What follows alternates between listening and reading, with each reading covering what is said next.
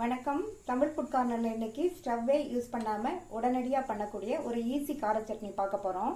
அவசரமான நேரத்தில் இந்த சட்னியை 2 நிமிஷத்தில் செஞ்சிடலாம். இந்த சட்னி இருந்தால் 4 இட்லி சாப்பிட்றவங்க கூட 2 இட்லி சேர்த்து சாப்பிடுவாங்க. அந்த அளவுக்கு இந்த சட்னியோட டேஸ்ட் வந்து ரொம்ப சூப்பராக இருக்கும். இப்போ எப்படி பண்ணுறதுன்னு பார்க்கலாம். ஃபஸ்ட்டு இந்த சட்னி அரைக்கிறதுக்கு ஈரமில்லாத மிக்ஸி ஜாரை எடுத்துக்கோங்க. 2 மீடியம் சைஸ் பெரிய வெங்காயம் வந்து கட் பண்ணி வச்சுருக்கேன். அது வந்து 1 கப் அளவுக்கு இருக்குது. அதை இந்த மிக்ஸி ஜாரில் சேர்த்துக்கலாம். இந்த சட்னியில் நம்ம கொஞ்சம் கூட தண்ணி சேர்க்காமல் அரைக்க போகிறோம்.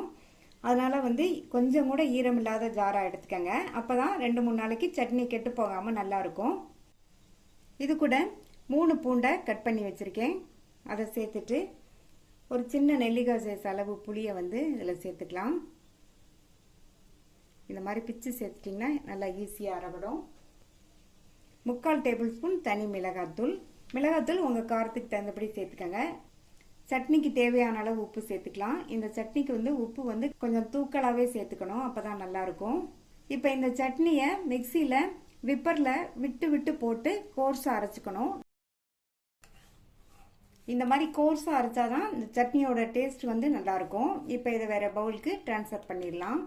சட்னியை ஒரு ஈரமில்லாத பவுலுக்கு மாற்றி வச்சுருக்கேன். இந்த மாதிரி பவுலும் கொஞ்சம் கூட ஈரம் இல்லாமல் பார்த்துக்கோங்க. இதில் 3 டேபிள் ஸ்பூன் நல்லெண்ணெய் சேர்க்குறேன். பச்சை நல்லெண்ணெய் தான் சேர்க்குறேன். இப்போ வந்து 2 ஸ்பூன் சேர்த்துருக்கேன். இதை வந்து ஒரு ஈரம் இல்லாத ஸ்பூன் வச்சு நல்லா இந்த மாதிரி மிக்ஸ் பண்ணி விட்டுக்கணும். இந்த சட்னிக்கு நம்ம யூஸ் பண்ணுற பவுலு, ஸ்பூன் எதுவுமே ஈரம் இல்லாமல் பார்த்துக்கோங்க. அப்போ தான் 2-3 நாளைக்கு கெட்டு போகாமல் இருக்கும். ஃப்ரிட்ஜில் வச்சிங்கன்னா 1 வாரம் வரையுமே நல்லாயிருக்கும். மறுபடியும் இன்னொரு ஸ்பூன் நல்லெண்ணெய் சேர்க்குறேன். இந்த மாதிரி மிக்ஸ் பண்ணிடுங்க.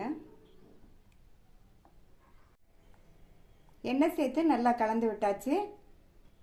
ரொம்ப ஈஸியாக 2 நிமிஷத்தில் அரைக்கக்கூடிய டேஸ்டான வெங்காய கார சட்னி சூப்பராக ரெடி ஆயிடுச்சு.